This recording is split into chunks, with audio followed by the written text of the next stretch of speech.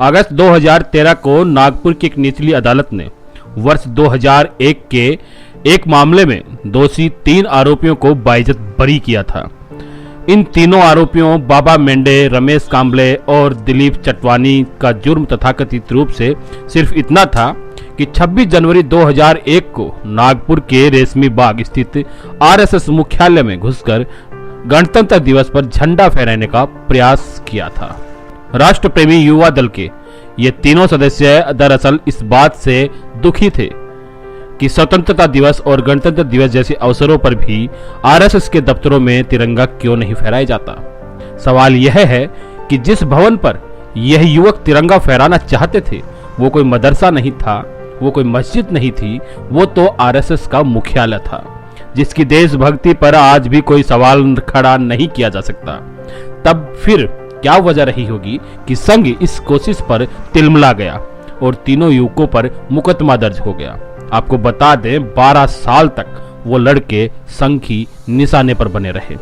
यह भी पूछना लाजमी है कि नागपुर की अदालत में यह मुकदमा दर्ज होने के बाद 2002 में आरएसएस मुख्यालय पर तिरंगा झंडा फहराने का निश्चय क्यों किया गया? क्या इसलिए कि आरएसएस यह समझ गया था कि इस मुकदमे का हवाला देकर उसकी देश के प्रति निष्ठा पर सवाल खड़े किए जाएंगे, या इसलिए कि भगवा झंडे के बजाय तिरंगे से जुड़ी जनभावनाओं का सहारा लेकर उसे अपना प्रभाव क्षेत्र बढ़ाना आसान लगने लगा था? क्या यह कहा जा सकता है कि अगर तिरंगा फहराना ही देशभक्ति है तो आरएसएस तो अभी जुम्मा 15 साल पहले ही देशभक्त हुआ है?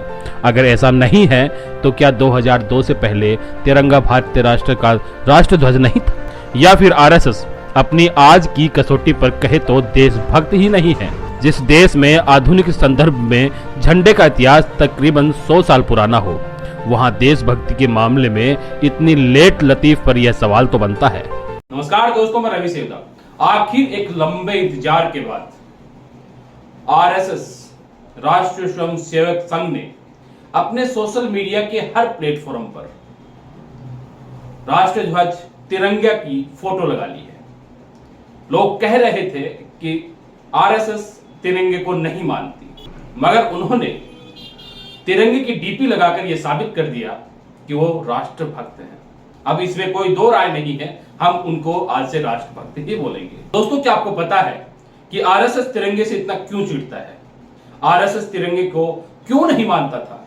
आरएसएस का एक इतिहास है 2001 का, जहां पर 3 लड़कों ने उनके मुख्यालय के ऊपर जबरदस्ती तिरंगा फहराने की 26 जनवरी को जबरदस्ती तिरंगा फहराने की कोशिश करी थी। उन तीनों लड़कों को जेल काटनी पड़ी थी। 176 नंबर मुकदमा आज भी इतिहास में दर्ज है। आरएसएस ने उसके बाद में समझ लिया कि अब तुम्हारी खैर नहीं है, क्योंकि आपको कानून भी फटकार देगा, सुप्रीम कोर्ट भी फटकार देगा और आपको अब राष्ट्रध्वज मानना ही पड़ेगा। उसके बाद में आरएसएस ने 26 जनवरी और 15 अगस्त को राष्ट्रध्वज अपने मुख्यालयों पर फहराना शुरू किया।